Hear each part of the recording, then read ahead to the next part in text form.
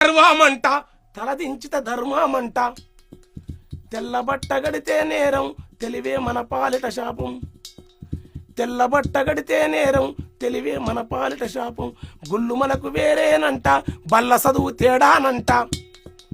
అగ్రకుల స్త్రీలను చూసితే అంగాంగము నరుకుతారంట